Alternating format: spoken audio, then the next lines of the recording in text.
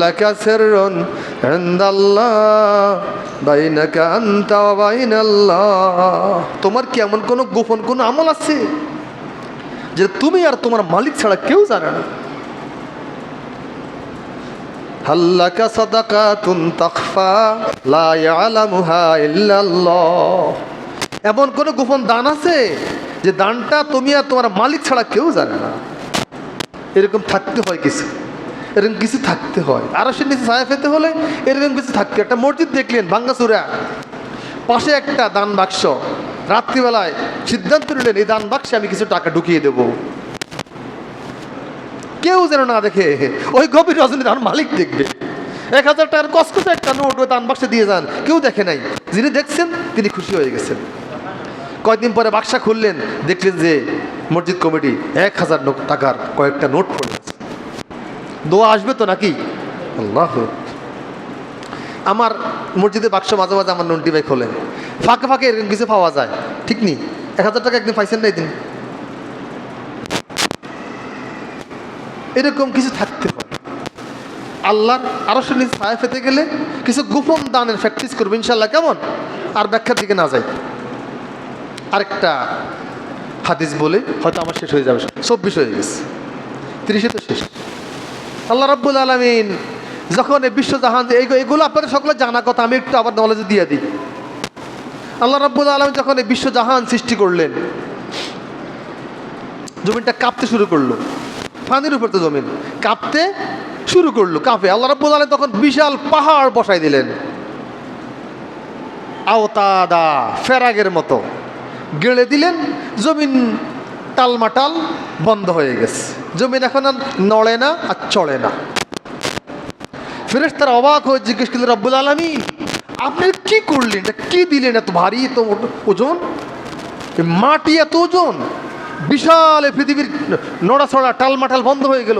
আচ্ছা, আপনার সিস্টেমের মধ্যে মাটি থেকেও কি কোনো ভারী শক্তিশালী কোনো জিনিস আছে কি? ফেরেশতারা মনে করছে এর চেয়ে শক্তিশালী কোনো জিনিস হতে আর পারে না। আল্লাহ রাব্বুল আলামিন এর চেয়ে শক্তিশালী জিনিস আছে, সেটা হচ্ছে লোহা। এটা কি? লোহা। এই মাটির চেয়েও কি শক্তিশালী? কি? লোহা। এই লোহার সাহায্যে বিশাল পাহাড় কেটে সারকার করে দেওয়া যায়। চট্টগ্রামের পাহাড়গুলো কেটে শেষ জালিমরা। কারা? প্রতিটা জালিম, প্রতিটা লোহা, প্রতিটা পাহাড় এটা সৃষ্টির জন্য রহমা, উপকারী। এই পাহাড় কি আমি আপনি বানাইছি? কোত্থেকে পাহাড় এগুলো আসলো? কে করলো? জিনে করছি নি?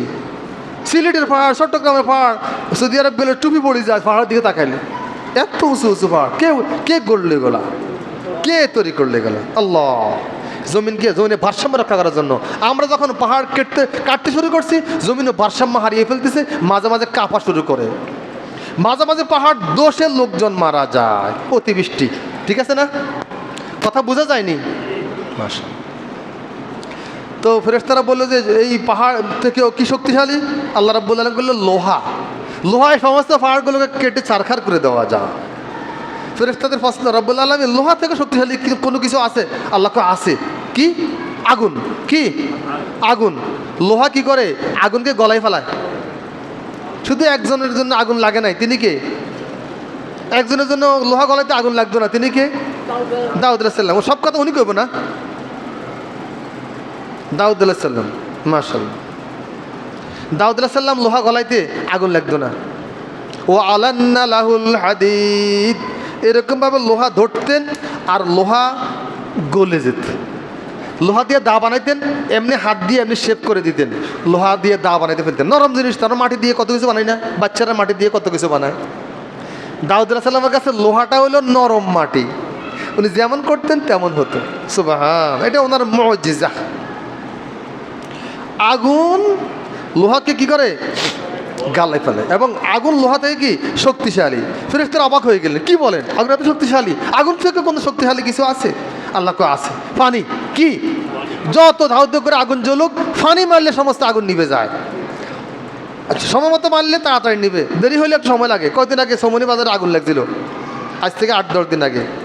ওই যে জায়গাতে আগুন লাগছে, আমি একটা কাজ ওই জায়গাতে, ওখানে ওই জায়গাতে ছিলাম, স্পট অন দ্য স্পট। আমি দেখি টুকটুক করে আগুন জ্বলে, এরা একটু পানি এমনি করে মারে দিল, জগে দিয়া কলসি দিয়ে অল্প পানি মারতেছি, মনে করছি নিভে গেছে। প্রচণ্ড গরম তো।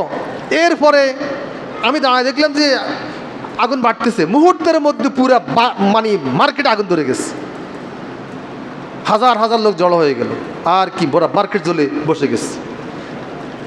ফায়ার সার্ভিস আসতে আসতে আর কাজ করতে পারে না। এরপরে তারাই নিবাইছে, সম্ভবত আসলে কি আরও কম ক্ষতি হতো, তো তারাই তো নিবাইলো। তা আগুনও তো এই আগুন পানি তো আগুনটা কী করলো, নিবাই দিল। তাহলে আগুন থেকে শক্তিশালী কি পানি।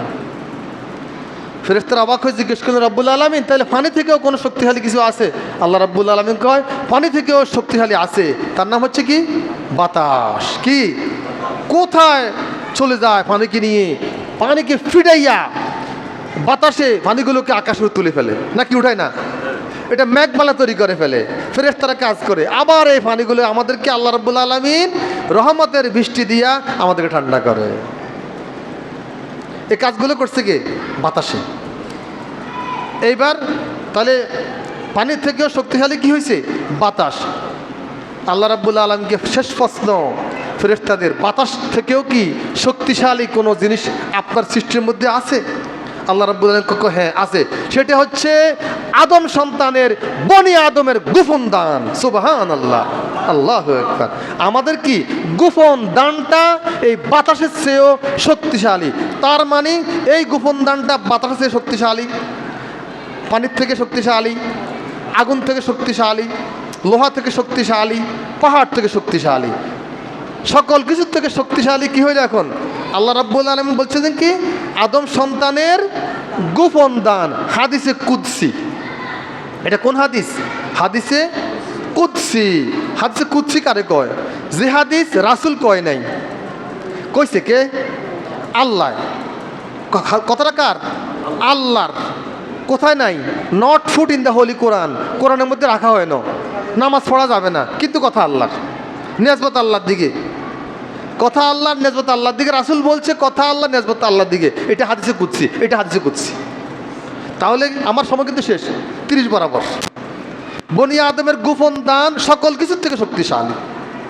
এই জন্য সকলেই আমরা চেষ্টা করব, প্রকাশ্য তো আমাদের মসজিদে হাত পাতে দিতে হয়, দেওয়ার ক্ষেত্রেও চেষ্টা করবেন যেন না দেখে। আমরা তো